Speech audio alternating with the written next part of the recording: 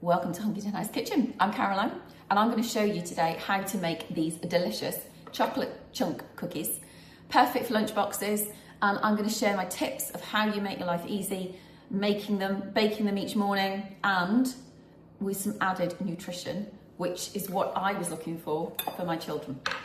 So let's get started. I'm using a food mixer. You can use a handheld mixer or a spatula if you wish. What you need is really soft block butter.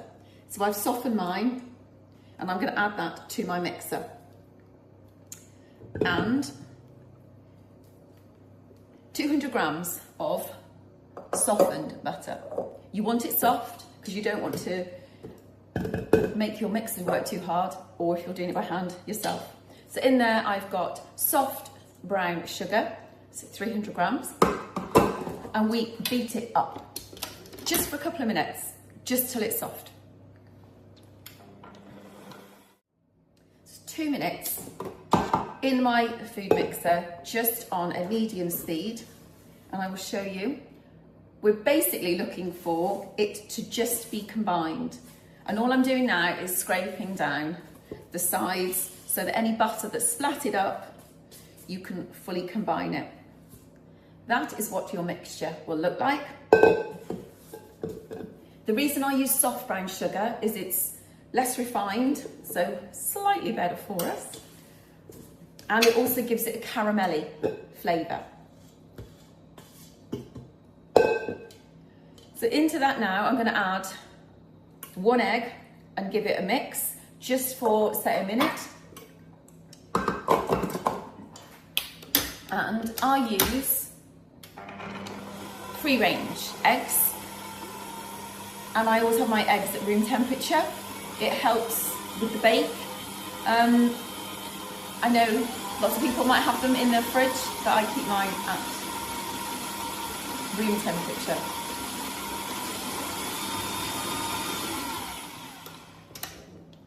So that was at 30 seconds. Just a quick mix to combine it, and I will show you what it looks like. So, mixture is getting more pliable. Scrape the bowl down again, and then you add in your other egg. So this recipe literally just takes 2 free-range eggs, and I use large. So let's mix that up. So just another 30 seconds in the food mixer. And we've got a runny batter. And into that, we're going to add in our sieved self-raising flour, cocoa powder, and baking powder, which gives the cookies slightly more of a rise. You will get a rise anyway because of it having self-raising flour, but it was 300 grams of self-raising flour, 80 grams of cocoa, and just a teaspoon of baking powder. Get my words out in a minute. And all I'm going to do is just start to combine it. I'm going to finish it off with the food mixer, but if I was to turn the food mixer on straight away without giving it a little stir, I might be wearing it all, and I don't want that. Oh, my work surface is wearing it all now then. So we're literally just going to turn it on and give it a small mix just to combine it all. So the mixture's combined, 30 seconds, it doesn't take long at all. And you stop when your dried ingredients are all mixed in, so you can't see any flour. And I've got one more ingredient that I add. This is optional. And when my kids were, when my son was doing his GCSEs, I wanted to give him some extra nutrients. So I started adding in milled mixed seeds. I'm using Yum and Yay, but there are obviously other makes. But the thing with it is this was just adding in extra nutrients into what was a treat. So I'm just going to add in here, it's 30 grams of the milled mixed seeds. I will be honest, I started adding it and I didn't tell them because I just wanted to see whether or not they noticed. And say as a parent, I wanted to try and get some goodness in. You could just add flax seeds, but it's got flax seeds, chia seeds. It's got sunflower and pumpkin, all of which are amazing for all of us, to be fair. But it's just optional. You don't need to add it. But I quite like it, and it gives it a tiny little crunch when you bite into it. So that is our mixture. I shall show you. I've got a tiny bit of dried stuff. But I'm going to clean off my bowl, and then I'm going to show you how to turn these into cookie dough balls, and then what my hidden tip is to get you to make these easy at home. Right, so this next bit, it seems like it's a bit of a faff, but I promise you it is so worth it. So this cookie dough, I personally think the cookies are more tasty the day you bake them. So for me, I would make up a batch, make it into cookie dough balls, and I bake what I want on the morning. So get up, have a cuppa, and then I just put them in the oven. And within 15 minutes, the cookies that I want to put into lunch boxes are baked. And all you've got to do now is weigh out your ingredients. It does get messy. All you need to do, you want a little bowl on your scales and spoonful. We're aiming for 35 grams per cookie dough ball. So it might seem precise, but get 35 grams and put it onto a lined baking tray. And the reason I do it that they weigh the same is, one, you want your cookies to bake at the same time. And also, I don't want them too big. I personally think that is a brilliant size.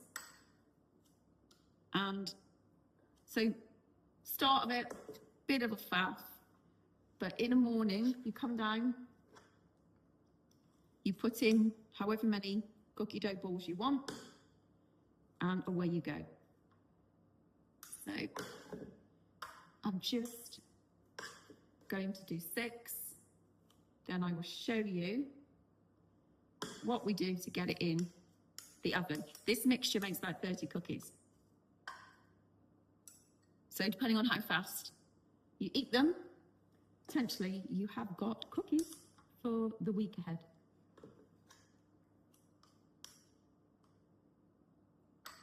So let's just start. Right. Chocolate chunks. I buy a bar of chocolate and I chop it up into chunks. So all I'm going to do now is, apart from make a noise, I've got my cookie dough balls and just roll them up into a little ball with your hands, and then we press in the chocolate just on the top. It's just roughly chopped. And you would do these for the ones you're baking. The rest, they all sit in a tub. And you space them out onto the tray because they do go from this size to this. So you don't want them to all merge in together. So spaced out 15 minutes in an oven that has been heated to 160 degrees fan, and then I will show you the finished article. Okay? So the cookies have just come out of the oven. Now, when they come out, leave them on the baking tray. If you try and lift them up now, then they will be too soft and they will disintegrate, and you do not want that. So you leave it on the baking tray for about 10 minutes, and then you should be able to tuck in while they're still warm. But I just want to show you this. When they come out, they have a slight dome on the top, and then as they cool, they will, look at those, delicious, they will crack, and it is amazing. See those? Fabulous. So once they're cooled, if you're not going to eat them straight away, store them in an airtight tub. But I'm just going to show you what you do to make your life easy. So I've put all of the cookie dough into balls, and I've put my chocolate chunks over the top, and that sits in the fridge until I want to bake. So airtight tub in the fridge, and you just take those dough balls out as you want to bake them. And for me, it's been a game changer, because if I've got people coming around and I want something quick, I've got some cookie dough in there. But the fact that it's got the added extra ingredients in, for me, I know that it's just something extra that's good for the kids and good for me. I really hope you like it. Please let me know how you get on, and watch out for some more YouTube tutorials coming soon. Okay, bye.